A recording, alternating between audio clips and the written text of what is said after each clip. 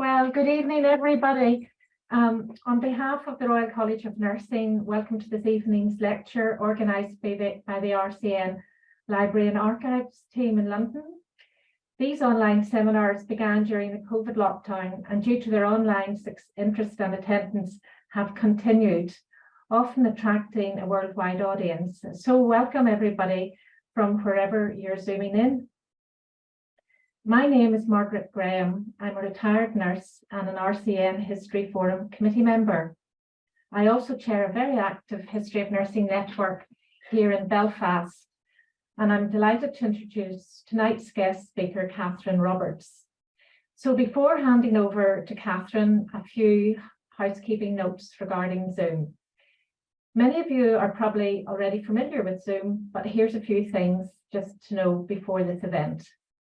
Attendees will be muted during the event, so please also turn your videos off during the talk to reduce bandwidth.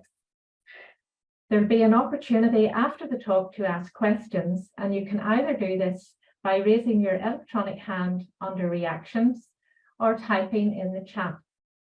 Please avoid typing in the chat during the talk as this is distracting for speakers and attendees. If you're having trouble with Zoom, try leaving the event and clicking on the same link to rejoin. There will be automatically generated captions during the talk. You can turn these on or off by clicking the CC button and then show or hide subtitle. We're recording the talk, but not the audience questions. So if you need to leave, you can come back and watch it later. So Katherine, on behalf of the RCN, thank you for presenting this evening's seminar.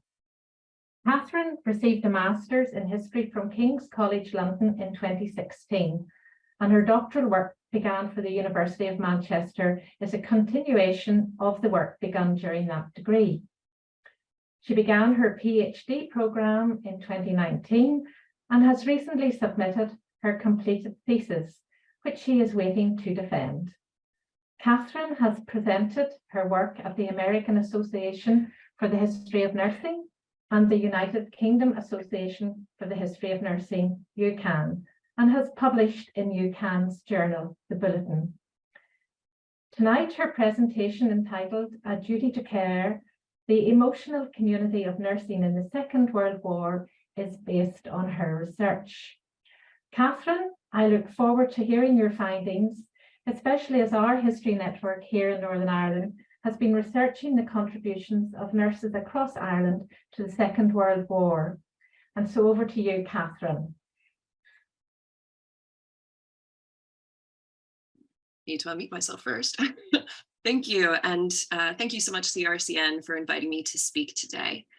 Let me get my slides up.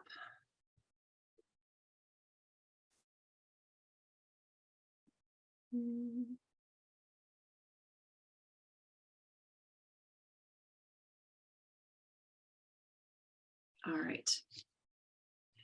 My talk, as Margaret stated, is entitled A Duty to Care, the Emotional Community of British Nurses on Active Service During the Second World War. During the Second World War, 12,000 nurses served with the Queen Alexandra's Imperial Military Nursing Service, or QAs, as I'll refer to them from here on out. The majority of these women were civilian reservists with no military experience. Most had never been overseas, and few had ever encountered the kinds of traumatic injuries that would characterize their wartime work. My research investigates the emotional experience of QAs on active service and asks how the emotional community of wartime Britain influenced how these nurses narrated that experience. I argue that pre-war nursing presented the central ethos of the profession to be the nurse's duty to care. The expectations surrounding a nurse's duty to care went far beyond her responsibility to minister to a patient's physical needs. It also demanded the provision of extensive emotional labor. Taken together, both the physical and emotional elements of a nurse's practice needed to be delivered in accordance with the expectations of her patients in order to be considered successful and sufficient care. During the Second World War, the expectations that structured a nurse's performance of her duty to care were determined by Britain's wartime emotional community. This emotional community was characterized by a set of strict feelings rules, which established a very limited range of acceptable emotional expressions for community members. Their duty to care, which structured nurses' professional lives, and the wartime emotional community, which structured the emotional expression of the nation, came together and created an environment which demanded that QAs become the source of emotional solace for almost the entire military effort, with little to no consideration given to the QA's own emotional needs. I will begin this presentation by providing some background on the key theories, some of which I've already mentioned, that I've drawn upon to inform my research. My research has taken much of its inspiration from the study of emotions history. One of the key arguments from emotions history is that emotions are both temporally and spatially situated. Now that means that society, culture, and the environment all have an impact on how individuals perceive, process, and communicate their emotions. A key concept that has structured my argument is Barbara Rosenwein's theory of emotional communities. Rosenwein argues that every social community has an accompanying emotional community, which consists of a system of feeling that determines what modes of emotional expression are expected, encouraged, tolerated, and rejected. These standards and expectations regarding acceptable forms of emotional expression are known as feelings rules. And the effort that individuals expend to fit their emotional expression to their community's feelings rules is known as emotion work. An individual can belong to multiple emotional communities and can shift and change their emotional expression depending on which set of feelings rules are currently applied to them. You can see the application of feelings rules and the influence of emotional communities in the contrast between allowable forms of emotional expression at a sports game versus in an office. Similarly, even within the context of the same event, the expectations of an emotional community may differ wildly. For example, within some communities, an open expression of grief at a funeral is expected and encouraged. For other communities, such an emotional display would be considered inappropriate. As this discussion of emotional display demonstrates, feelings rules don't just influence an individual's internal emotional processes. They also influence that individual's physical body as well. Another key theory that I draw on in my research is that of embodiment, which argues that there is no division between the body and the mind, but rather that every individual exists as an integrated whole. Our bodies are intimately involved in our emotional experiences, as it is through our bodies that we register our emotions and communicate them to others. Furthermore, just as our internal emotional processes impact on our bodies, so too can the sensory stimuli that we register through our bodies impact on our internal emotional states. As anyone who has ever been hangry knows well, our physical experiences and state of being can have a profound impact on our emotions. Now, while our emotional communities can exert serious influence on our emotional experiences, this does not mean that we cannot have or express emotions that fall outside of what our emotional community considers acceptable. There is always the possibility of resistance to the community's expectations. However, bucking those expectations or finding oneself confronted with an emotion that your emotional community either does not countenance or even address can make it difficult for an individual to process, express, or communicate that emotional experience. In times of war, it becomes even more difficult for the individual to act in a manner contrary to the expectations of their emotional community. During war, states will attempt to shape and control a population's emotional expression in order to ensure that it is directed towards state aims, intensifying the pressure placed on individuals to conform to community expectations. Furthermore, individuals are much more inclined to adhere to their society's rules for acceptable behavior during war because they are living through a time of threat and uncertainty, and adherence to their society's expectations, at the very least, provides them with some sense of social security and stability. Therefore, when studying emotion in war, it is critical to understand what dominant emotional discourses are at play. This discussion of emotions connects to nursing practice through the concept of emotional labor. Emotional labor refers to the emotion work that individuals perform within a professional context in order to present an emotional presentation intended to encourage a specific emotional response in others. This emotion work is conducted according to the feelings rules set by the individual's employer. Emotional labor is a frequent topic within modern nursing research. A nurse's use of emotional labor serves a critical role in making a patient feel safe, cared for, and comfortable, allowing themselves to be physically and emotionally vulnerable with someone who is, for all intents and purposes, a stranger to them. As the term labor suggests, emotional labor often requires difficult and skilled work. However, as emotional labor is most commonly found in traditionally female-dominated professions, it has often been perceived as an innately feminine ability, and the effort and difficulty involved in it has been consistently undervalued and insufficiently compensated. This has unfortunately consistently been the case within nursing as well. Now, my research has primarily been based off of analysis of the letters and diaries written during the Second World War by 7 QAs. These QAs are Sisters Agnes Morgan, Betty Murgatroyd, Helen Luker, Vera Jones, Joyce Fuchs Perry, Mary Morris, and Nell Jarrett. I examined these sources using close textual analysis and also conducted discourse analysis of contemporary media in order to ascertain the feelings rules of the QA's emotional communities. The media under consideration included government propaganda, women's magazines, and nursing journals and newspapers. My analysis holds that the key factors impacting on these nurses' emotional experiences were their understanding of worthy work, their physical environment and embodied experience, and their relationships with others on active service. Additionally, all of these factors were in some way influenced by the emotional community of Second World War Britain and the QA's understanding of their duty to care. The emotional community of Second World War Britain had 4 key expectations. These expectations included the maintenance of cheerful fortitude, which highly encouraged the suppression of emotions like fear or grief, the embrace of austerity as a civic virtue, the population's adoption of a heroic mentality in line with that of soldiers, and the veneration of the British combatant, an expectation that pushed British civilians to consistently respond in a solely positive manner to British fighting men. In addition to these overarching expectations, British women were also expected to embrace the demands of patriotic femininity, which called for a consistently attractive physical appearance and a continually kind, gentle, and emotionally generous mental state.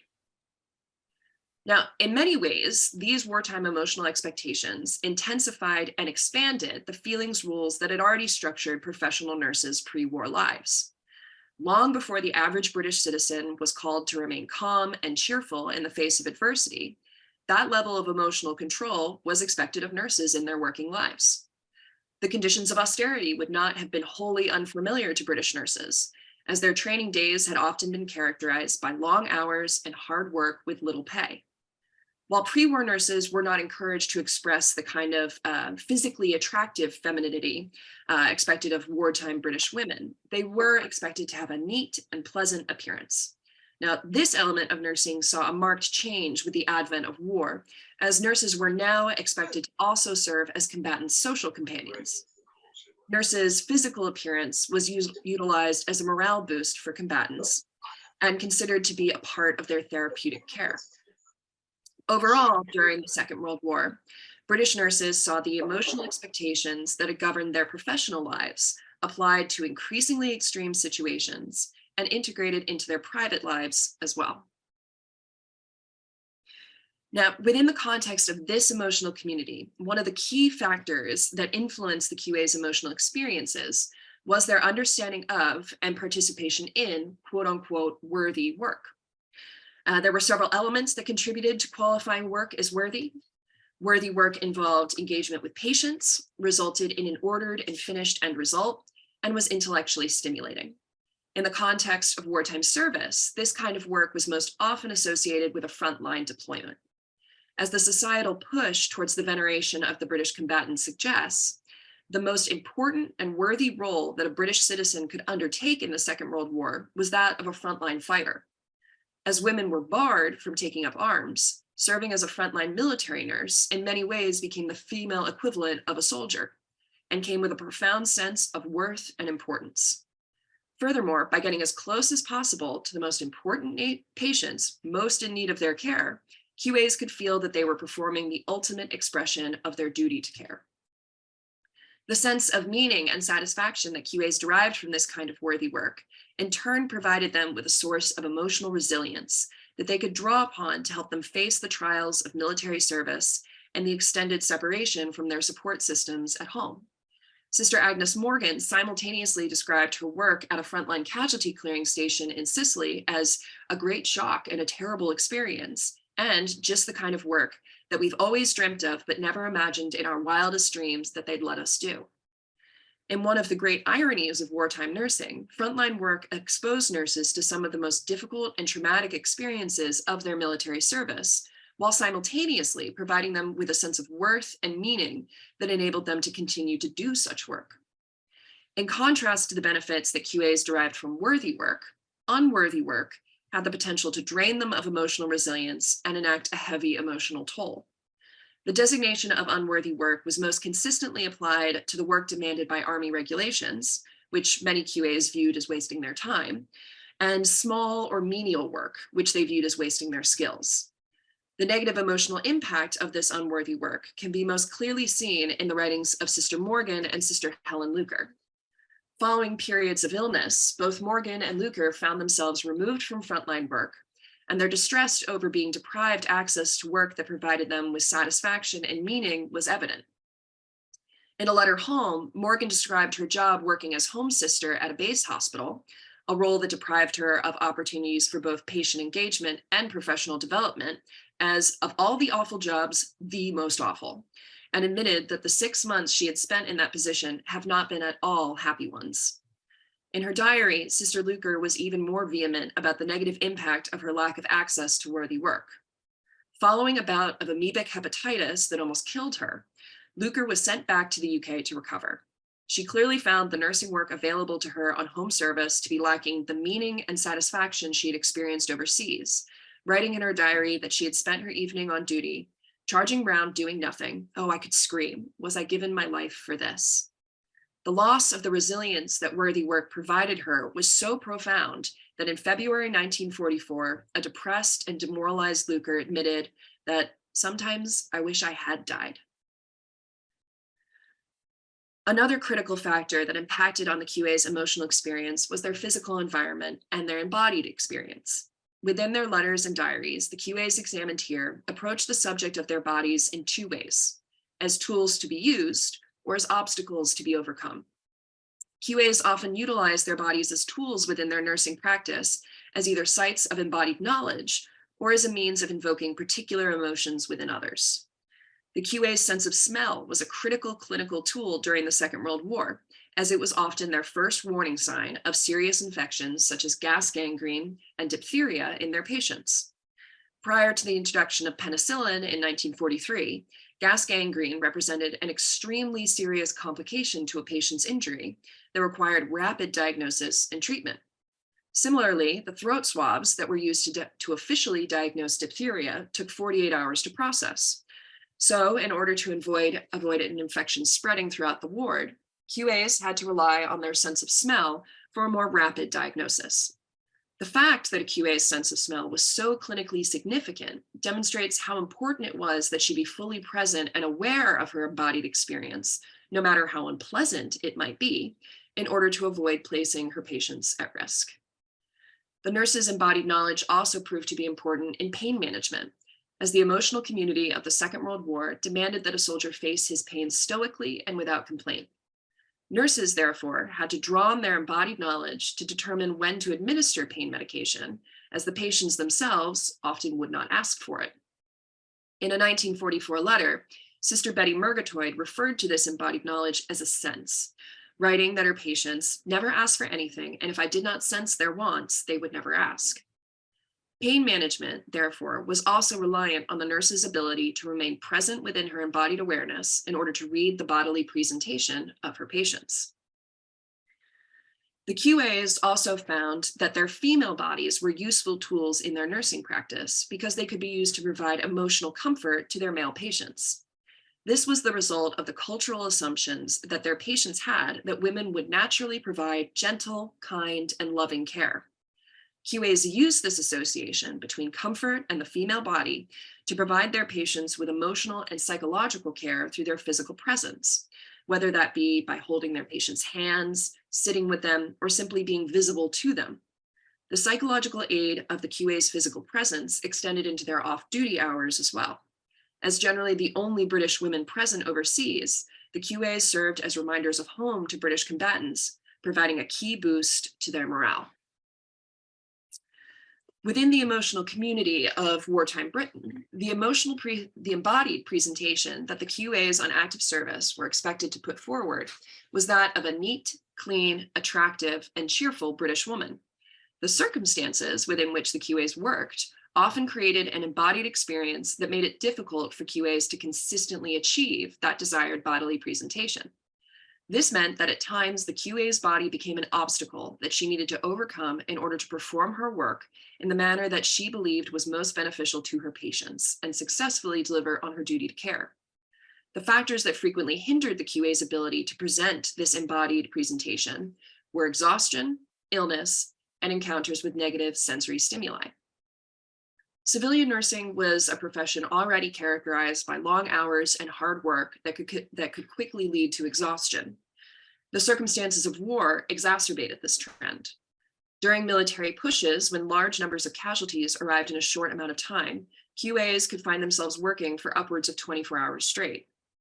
During the early weeks of the Normandy invasion, Sister Murgatroyd once described working for 36 hours, going off duty to sleep for 3, and then immediately going back to work.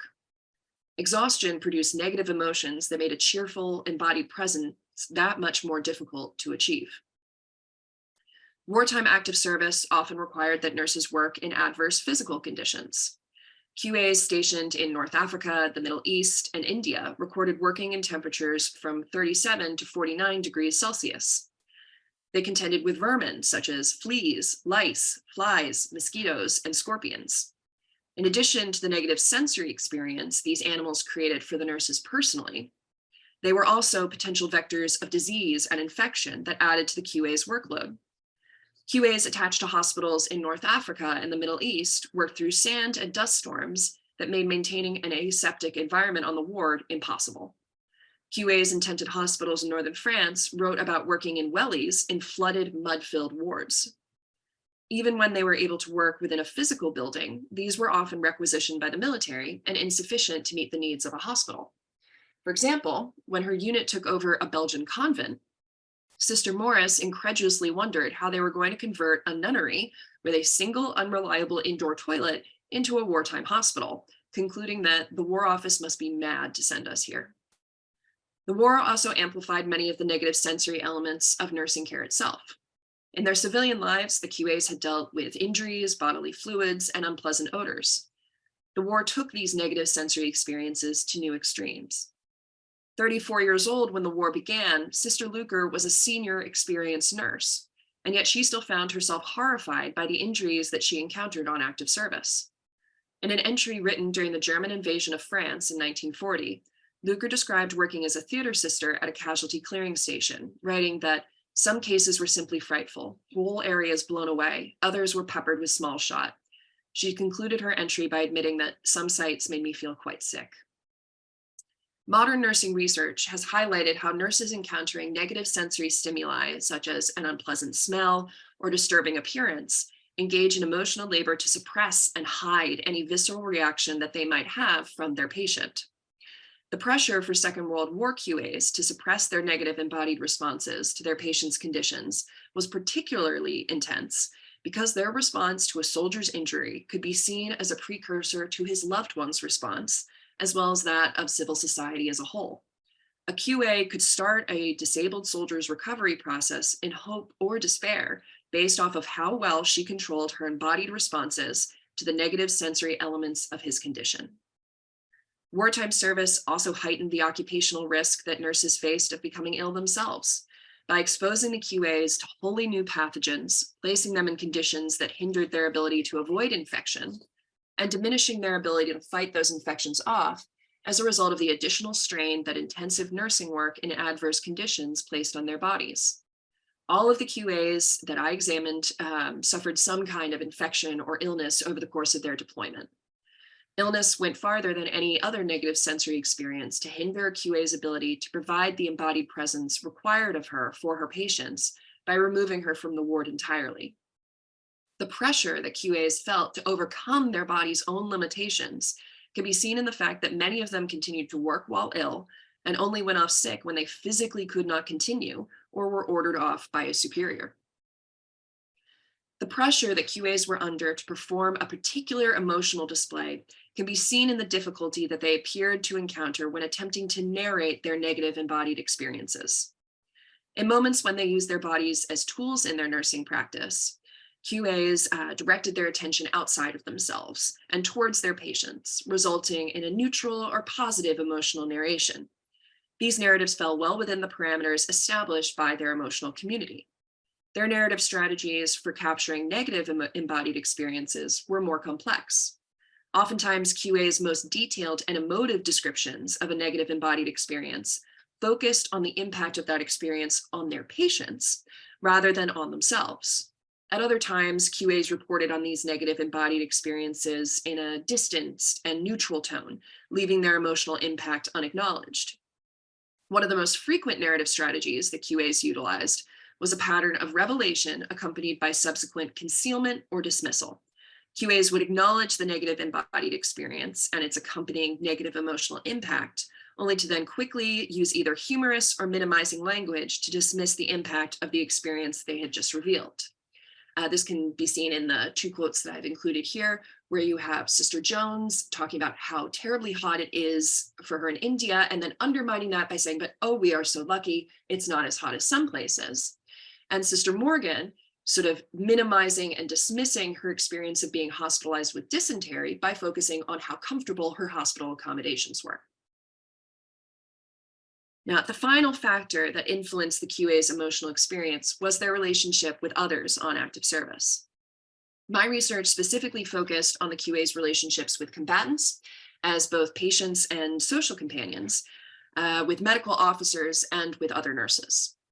Modern nursing scholarship has highlighted the critical impact of nurses' relationships with others on their nursing practice, emphasizing that a nurse's relationship with her colleagues directly influences her ability to provide compassionate care, and that her relationships with her patients can be both a profound source of stress and a key source of meaning and job satisfaction.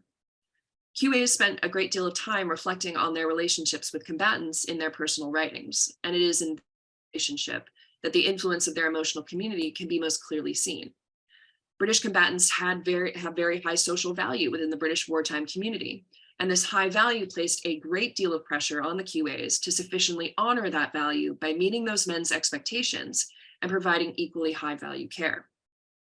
Active duty QAs quickly discovered that the kinds of impersonal patient engagement that their pre-war training had encouraged were insufficient to recover war traumatized men, and therefore quickly adopted a new policy that encouraged high degrees of engagement and personal involvement with their patients. This policy was readily supported by military leadership as a key way to maintain combatant morale. As a result of this new approach to patient engagement, QAs were increasingly emotionally involved in their patients' lives, and this level of engagement was not limited to their time on the ward. QAs were also heavily encouraged to socialize with healthy combatants and tend to their emotional well-being in their off-duty hours as well. This kind of socializing became an extension of a QA's nursing practice. In many ways, a QA never stopped nursing, as her responsibility to offer emotional care pretty much never ceased. Both QAs and combatants were encouraged to maintain an emotional presentation of continual cheerfulness. In fact, QAs frequently commented in their personal writings on their patients' continual good humor in the face of injury and illness. However, combatants could drop their cheerfulness in order to emotionally unburden themselves to their nurses, who would serve as witnesses to their stories and help them to process their traumatic experiences. It was critical, however, that the nurse retain her emotional composure in these moments. She could not express horror, disgust, or grief at what her patient told her without potentially causing him psychological harm. This need for emotional control called for extensive amounts of emotional labor on the part of the QAs. This push for emotional control even extended to QA's grief at a patient's death. Within the British wartime emotional community, friends and loved ones were encouraged to respond to a death by suppressing and controlling their grief, to keep it out of public spaces and to move past it as quickly as possible, for both the sake of the war effort and their own well-being. This feeling rule applied to the entire community of mourners surrounding a dead soldier. The nurse who cared for him was not even included within that group. In this way, a QA's grief was doubly silenced. Not only was her sorrow supposed to be suppressed, it wasn't even supposed to exist. In spite of the increased degree of emotional involvement and engagement that QAs were practicing with their patients, they were supposed to respond to a patient's death by quickly severing that relationship and moving on to serve their living patients. This silencing can be seen in the fact that patient death was actually a very rare topic within QA's letters and diaries. Sister Luker was the QA who mentioned the loss of patients most frequently, and the topic still only appeared 11 times throughout all 6 years of her wartime diaries. Combatants' high social value meant that QAs were pressured to meet these men's gendered expectations for them. Unfortunately for QAs, these expectations were often highly complex and contradictory. Some patients and their profession's leadership wanted them to take on the role of female family member, whether that be sister or mother. Other patients and military leadership wanted them to take on the role of the soldier's girlfriend. However, both military and nursing leadership maintained that regardless of the role they took on, QAs needed to remain professional and respectable as representatives of not only British nursing, but also British womanhood as a whole. In many ways, QAs were left to negotiate these differing demands for mother, lover, and professional all on their own, all while keeping in mind that the combatant's well-being was the most important consideration. The impact of these conflicting demands can be seen in the difficulty that QAs had in verbalizing their experiences with sexual harassment and difficult patients, and their overwhelming tendency to silence themselves when they were confronted with these issues. In spite of the pressures that were present in the QA's interactions with combatants, these relationships could still be sources of profound comfort for QAs.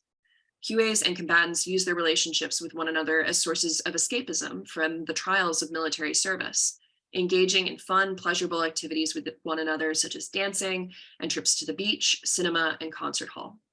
QAs also highlighted the comfort and pleasure that they derived from the gestures of care and consideration that combatants offered them. However, given the QA's duty to care to the British combatants, there was always a limit to the degree that they could, permit combatants to offer them care in return. This can be seen in the fact that at no point in their writings do the QAs considered here admit to disclosing forbidden feelings such as anger, fear, or grief to combatants. Now, in the pre-war period, nurses' relationships with doctors was one characterized by a strict hierarchy, in which junior nurses were not even supposed to speak to a doctor directly. In many ways, this remained the case during the Second World War in civilian practice and on home service. However, for nurses deployed overseas on active service, their relationship with doctors or medical officers underwent a profound metamorphosis. The exigencies of war made the maintenance of a strict hierarchy between nurses and MOs increasingly difficult and prompted the establishment of increasingly collegial relationships between them. Nurses now often referred to MOs as their friends, and these friendships in turn provided the QAs with further sources of support and resilience in their emotion work with their patients. While interactions with MOs could still prompt feelings of anger and distress in QAs, especially when they came into conflict over patient care, active duty QAs overwhelmingly described their relationships with MOs in a positive manner. Given that MOs did not fall under the QA's duty to care, these relationships also had the space to be much more emotionally equitable. In a manner similar to combatants, MOs often turned to QAs as sources of emotional comfort. For example, Sister Morris recounted an MO confiding in her about his struggles with anti-Semitism and his concerns over the fate of his family in Germany, while another MO disclosed to Sister Murgatroyd all about his traumatic experiences coming ashore on D-Day and losing 3 close friends on the beach. While the QAs examined here did not explicitly describe confiding in MOs any feelings of anger, fear, or despair, they did allude to such disclosures. For example, Sister Morris described going out to dinner with an MO from her unit named Bill and talking about the work we share and the whole stupid futility of this war. While discussing her time working with a field dressing station, Sister Murgatroyd acknowledged that she and the MOs all seemed to fit so well together, always found something to laugh about, and yet could sort of talk to each other and understand in more serious moments. The positive emotional impact that these close relationships with MOs had on QAs can be seen in the distress that they felt when those relationships were ended through personnel transfers. When Murgatroyd was reassigned from the field dressing station back to her original unit, she lamented that, "I did not want to return one bit. What a sad parting it all was. I was very down about it." In spite of this increasing closeness with MOs, it was in their relationships with other nurses that QAs found the space to be their most emotionally honest and oftentimes the source of their most profound emotional support. The pressure to modulate their speech and emotional expression, which was present to varying degrees in their relationships with combatants and MOs, was generally absent from their relationships with other nurses. Their emotional honesty was particularly evident in the ease with which they recorded emotions such as anger or frustration, which were generally viewed as unacceptable sentiments within their emotional community. For example, while Sister Luker usually confined her criticisms of combatants and MOs to comments on how they were difficult or a nuisance, in her March 15th, 1944 entry, she openly described Sister Marsh, a fellow QA, as a little terror.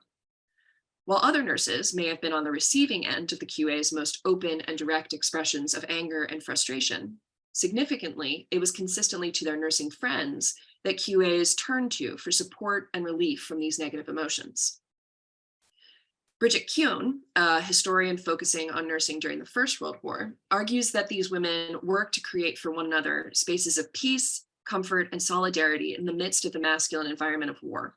This practice clearly carried over from the First World War to the Second. QAs most consistently engaged in leisure and entertainment activities with their fellow nurses. In their spare time, they played games of bridge and solved crosswords, went on excursions to the beach, museums, and monuments, all with their fellow QAs.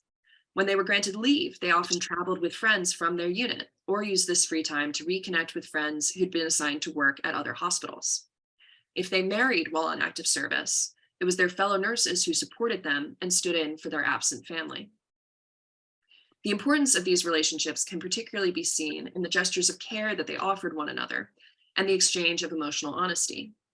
When the lorry that Sister Morgan was traveling in through the Italian countryside broke down and then became lost, her close friends, Jay and JP, remained awake late into the night in order to ensure that when Morgan arrived at their new camp, she was safe and well and had something to eat.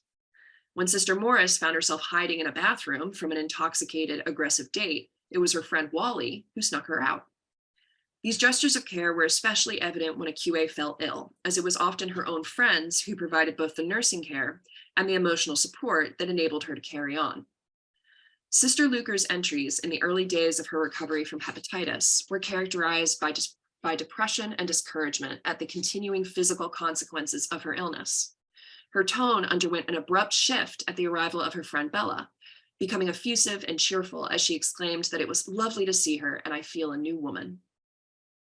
While QAs alluded to discussing emotions of frustration and sorrow with MOs, they explicitly described having such conversations with their fellow QAs. During her time on home service, Sister Luker was able to vent her feelings of discouragement to her friend Perkins and openly admitted to bursting into tears in front of her. QAs often drew on their shared experiences in order to offer one another critically needed emotional support. This can be most clearly seen in the contrast between the conversations that Sister Murgatroyd had in her letters to her non-nursing civilian friend Lillian about her work treating the survivors of Bergen-Belsen, and those that Sister Morris recorded having with her nursing friends, who had also been deployed to the camp. In spite of the fact that Sister Murgatroyd had previously expressed a great deal of emotional candor in her letters to Lillian, her letter describing her work at Belsen is notable for the sparseness of its emotional content. In it, Murgatroyd stated that she and the 7 other QAs attached to the 32nd Casualty Clearing Station were tasked with taking care of thousands of survivors who were suffering from typhus, typhoid, TB, and starvation. Murgatroyd addressed the emotional impact of her work in a single long sentence, writing that "It is terrible, Lillian. All the world should see. What you read in the papers is nothing. And if I had my way, every German would be shot because there must be something in their blood to make them as they are." She never discussed her work at Belsen again. In contrast to this, in her diary, Sister Morris recorded having extensive conversations with her friends Wally and Connie about their experiences at the concentration camp, and made a note that clearly both women had found the experience deeply traumatizing. While Morris had not encountered the kinds of horrors that Connie and Wally had experienced at Belsen, she had faced the trials of wartime nursing. And it appears that it was this point of commonality and understanding that gave Connie and Wally the space to disclose their experiences to her, potentially aiding in their own psychological recovery. When the burdens of wartime nursing became too difficult to bear, it was to their nursing peers that QAs turned to help them shoulder the load. The degree to which QAs relied on these relationships for support and resilience can be seen in the lengths they went to remain with their friends and the distress that they experienced when personnel reassignments saw them separated from them. In a piece written after the war, Sister Morgan described the multiple instances in which she and her two closest friends, Jay and JP, helped each other to hide illnesses so that the ill party would not be removed from the unit and sent back to a base hospital to recover. She explained that to be bereft one's dearest friends and familiar things in an alien world, this was our biggest dread. Clearly, it was through the mutual care that QAs offered to each other that they were able to continue to provide care for others. The emotional experience of active service QAs was a complex one, and one that often seemed to encompass the whole spectrum of human emotion, from the most thrillingly positive to the most profoundly negative. It has never been my intention to argue that these women's experiences on active service were solely characterized by emotional exploitation. In fact, many QAs would later point to their war service as the most impactful and exciting part of their career. However, in order to gain a more complete understanding of these women's experiences, it is critical that we give due consideration to the immense task that their community and their profession asked them to take on, to minister to the emotional needs of almost everyone around them while maintaining strict control over their own emotional state, all while providing critically necessary nursing care in the midst of a global war. The extent of the emotional labor required of British QAs needs to be acknowledged, and it is my hope that by highlighting the weight of this burden and the skill it took to manage it, we can further interrogate the emotional demands we are still asking of nurses today. Thank you very much.